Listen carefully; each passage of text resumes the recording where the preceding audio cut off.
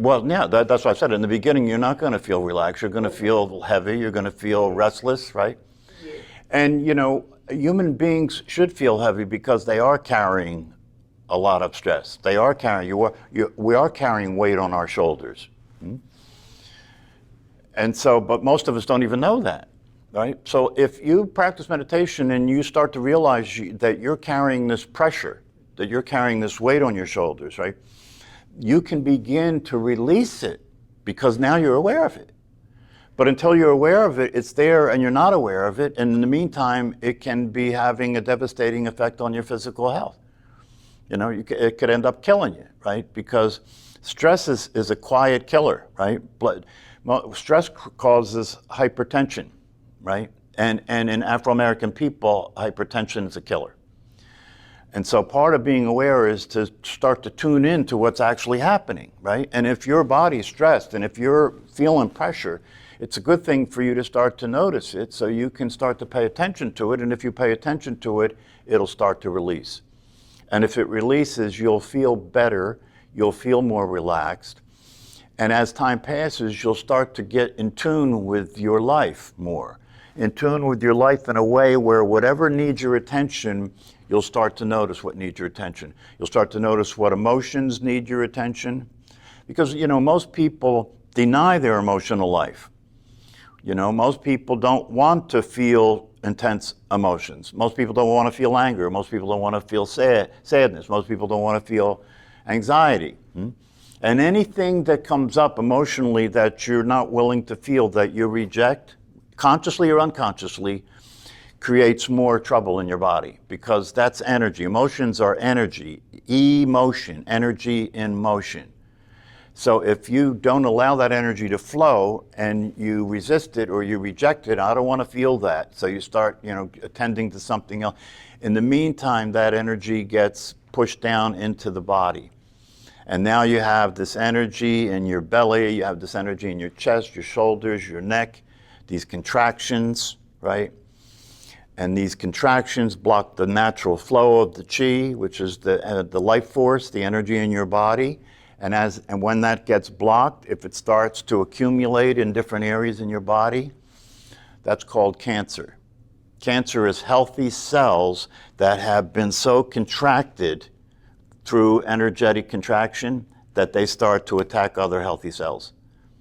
And there's evidence now, and there's more research that's showing that these emotional conditions, especially depression, are highly related to cancer. So one of the things that meditation can do is help you get healthier because you're waking up and tuning in to what's happening in your body. And when you do that, you'll start listening to your body. You'll start seeing what your body's asking for. You'll start realizing that when you have emotions, it's not an accident that we call emotions feelings. Feelings. Why? Because emotions are there to be felt. If you feel your feelings, your emotions won't be a problem, right? But most people don't want to feel their feelings, right? So they do something to control it. Substances, alcohol, marijuana, distractions, playing video games, watching too much TV, sleeping too much, eating too much. This is the lifestyle that people are living, and it's killing us. It's killing us. And there's no awareness of life. There's no awareness of your true nature. There's no awareness. You're not living, you're not embodied. You're not even aware of your own body. So this is a very detrimental condition, right? So it is true and real to say that the condition that human beings are experiencing is a condition of detriment. Most people are a detriment to themselves, meaning that they can't act in their own best interest. They can't eat the right foods that are healthy. They can't relax. They can't practice the things that will bring about a naturally healthy, peaceful life. So that's a detriment. So, part of this practice of meditation is about waking up. It's about becoming aware of what you weren't aware of. And as I said, awareness is the biggest secret of humanity. Awareness is the biggest secret of humanity. Most people don't even know they're aware. Most people don't even know they're aware, because awareness is a constant. It's been there since you took your first breath, right? It's always been there, right? But we're so occupied, our attention is so occupied with living in the world and thinking about life and thinking about tomorrow and yesterday and making money, and we're so involved with life that for many human beings, they live their entire life without ever experiencing the awareness that is the essence of their existence. You can lose your mind, you can lose your identity, you can get a head injury and have total amnesia and not know who you are, but you're still here. If that's the case, it must be the case that what you are is that awareness. And when that's not here, you're not here. When that is here, you're here, but are you really here? Because if you're here and you're not aware of awareness, and you're only aware of the thinking and the physical body and the world, the material world and everything, if that's your whole life, then you're living blind. You're living blindly. Because if you're not aware of your awareness, right, your essence is being ignored. And if your essence is being ignored, that's called ignorance. That's called ignorance. So the practice of meditation is the practice of beginning to recognize awareness, beginning to be aware of awareness, beginning to be aware of awareness, and to also know directly that I am that awareness. I am that awareness. That's what I am. That's who I am. This is very important. This is what the ancient teachings teach. It's that when you're practicing meditation, you're not just practicing relaxation. You're not just practicing being aware of the breath and noticing what's going on in the mind and the body and so forth. You're not just practicing that. You're using meditation to wake up and become aware of who you are and what you are. And when you become aware of that and you start to practice being aware of that instead of ignoring it, your life changes dramatically. Your life changes dramatically because now you're actually here. And you know that you're here and you know what you are. And so now you can relate to life differently. You can relate to life differently. You can relate to life in a way that the thoughts don't run the show anymore. The emotions don't run the show anymore, because now your identity is with the awareness, and those emotions and thoughts are happening in awareness, but those thoughts and those emotions are not your essence. They're the activity that happens in awareness, but they're not your essence. But most people are totally identified with their thoughts. They think that they think their thoughts, and this is a mistake. You don't think your thoughts, and when you start to wake up, you can become aware that you don't think your thoughts, and that your mind is creating these thoughts, and now the thoughts stop being what you use to live your life. When you use thinking to live your life, you suffer a lot because the thoughts tell you to do things that don't work, don't they? They even criticize you, right? So if you think those thoughts, you're in trouble.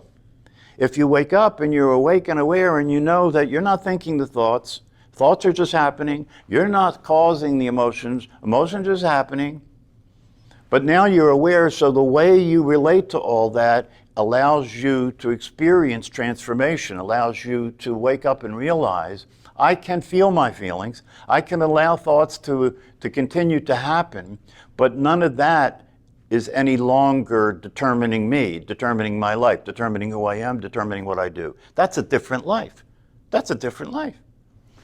So, can you relapse at any time? What's that? Like, can you relapse at any time? Relapse? Yeah, because at one point in time in my life, in the beginning of the year, I felt like peaceful. Like nothing, anything that happened, it didn't affect me.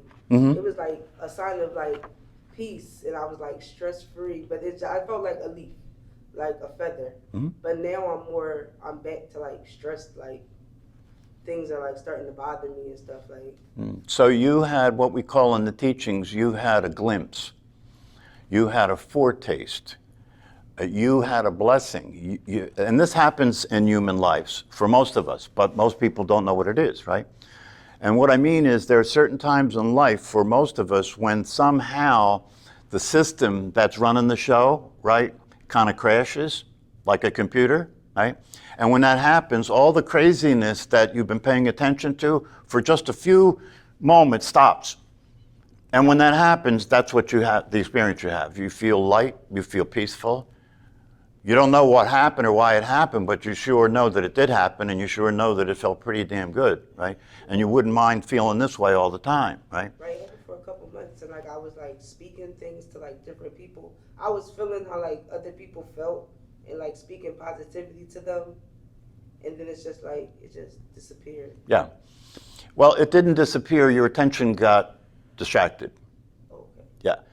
It never disappears because it's who you are. It's what you are. It's always here, right? But people say that, oh, it seems like it disappeared.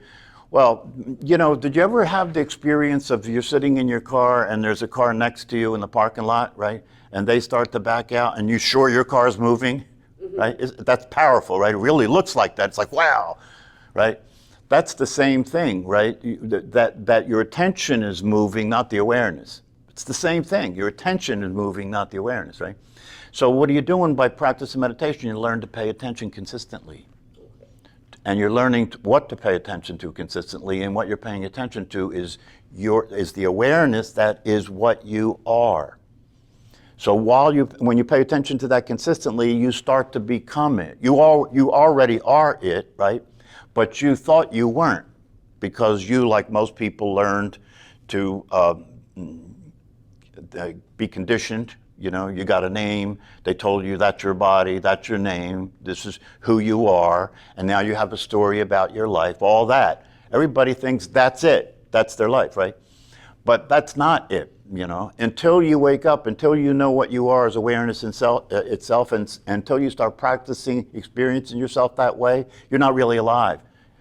You're not really alive, you're like a computer program. Your brain and your mind you think you're the person that is in your mind, and you keep living that life, but that's not real. So this is very important, and I want to read for you. This is a book by Peter Coyote that just came out called The Long Ranger and Tonto Meet Buddha. And I'm going to be talking about this book in the future here because he uses working with masks as a way of getting out of your personality, right? And realizing that you're not that personality. So it's an interesting technique, and I'm going to be talking about it here. But I want to share a paragraph from this book that's consistent with what I've been saying here. He's talking about meditation. He's a Zen priest, by the way. He's a famous actor, but he's a Zen priest. He's 80 years old now, and he's teaching meditation.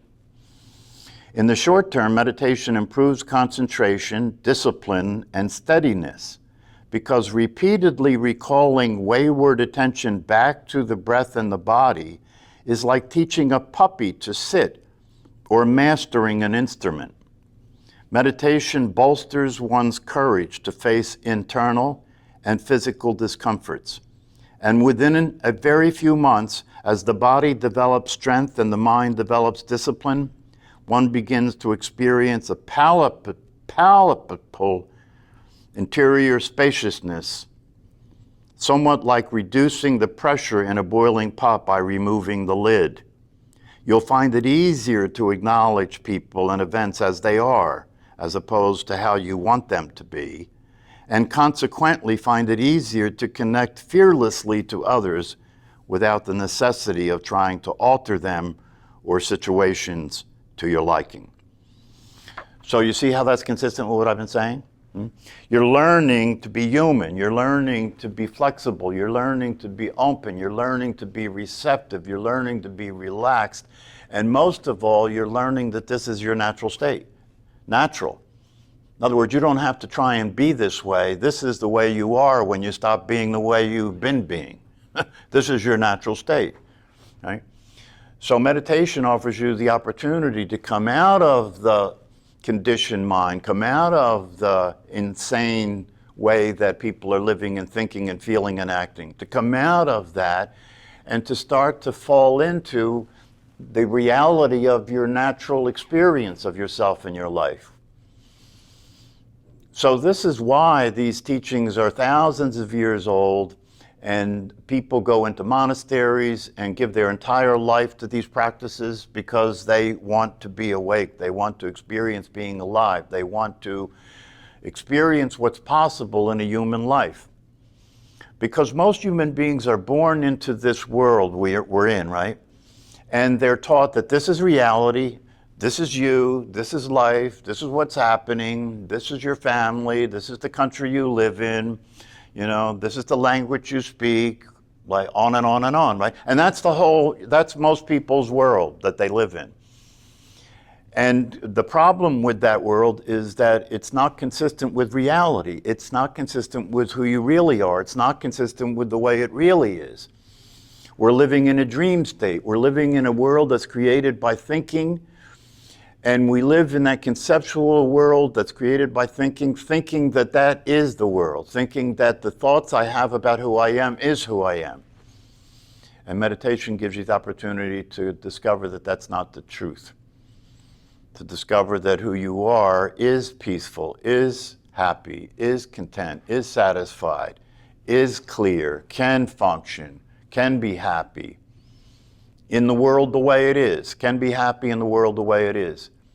And the secret to happiness in the world the way it is that you discover, and you can practice if you learn these teachings, is the problem that human beings have with life that causes suffering is human beings don't accept life the way life is. In other words, what I mean by that is if you look in your own experience, right, as you go through your day and you live your life, right, what's happening around you is happening, and the voice in your head saying, I don't like that. That shouldn't be happening. I don't want that to happen. So you're rejecting life. You're rejecting life, right? Or you have an emotion and you reject that emotion. Or you're in relationship with the people that you're close to in your life, right? And they say or do things that you don't like, and therefore you decide they should be different. And you tell them they should be different, and they don't like it. And then they tell you, no, you should be different, right? This is what causes suffering. The idea that we have through the thinking activity, right, that what's happening shouldn't be what's happening. It should be something other than what's happening. So if it should be other than what's happening, then basically you're resisting reality. Because it is happening.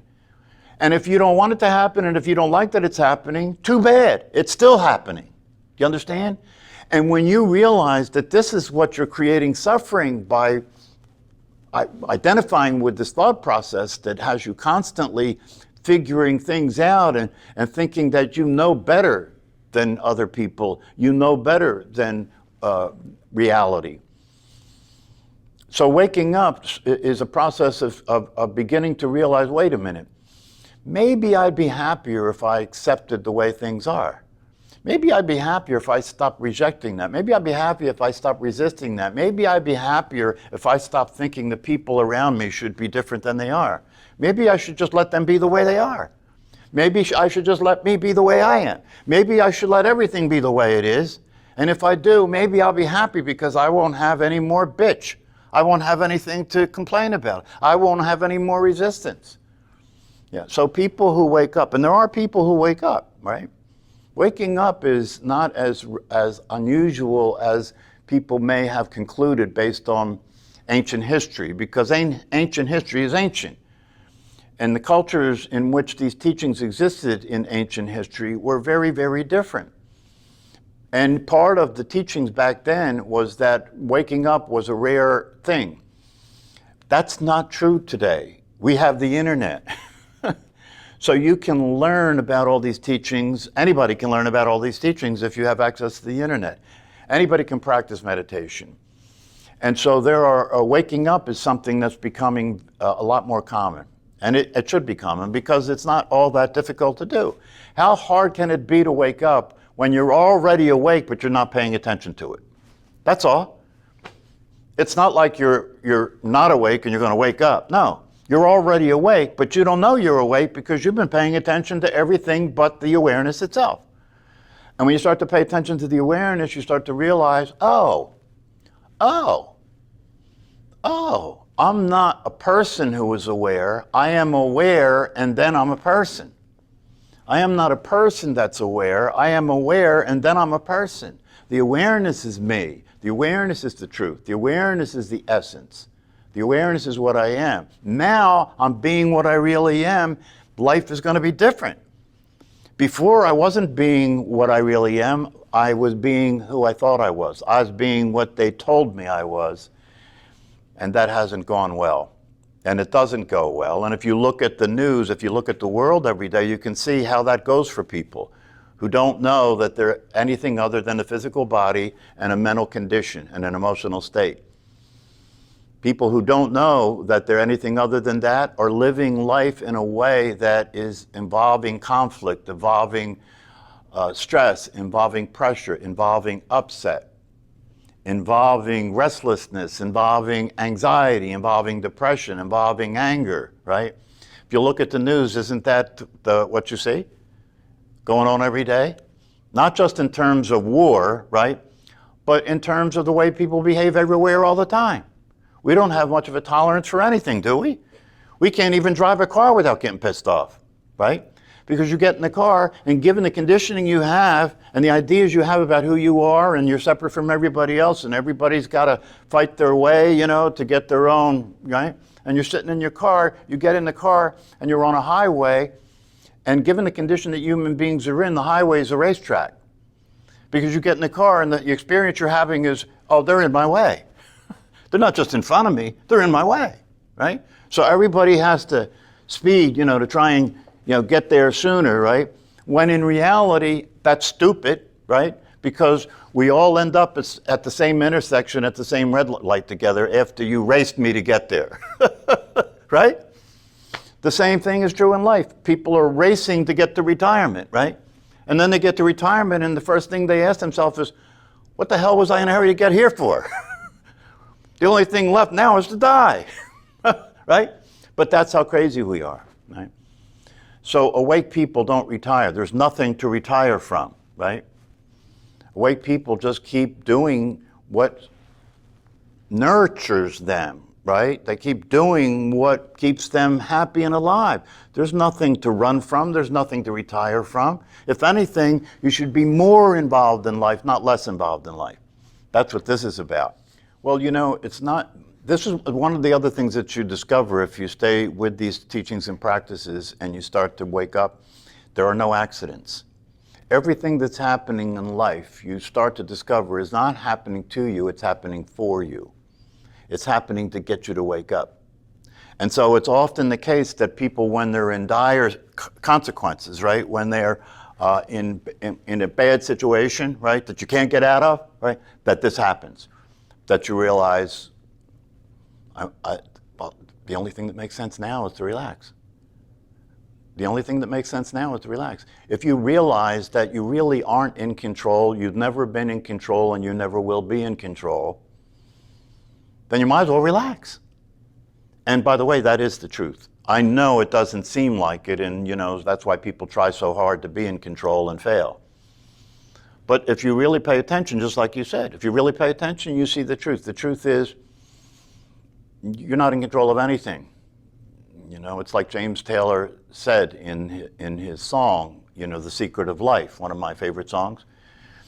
He said, you might as well just enjoy the ride, right? Because that's the way it is. And when you let go and relax and start to enjoy the ride, you discover that you have the ability to really enjoy your life.